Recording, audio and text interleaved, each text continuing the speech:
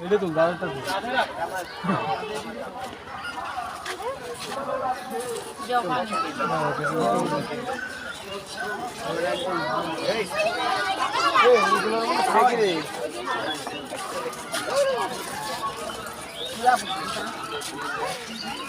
সিংটা তো টেল হাত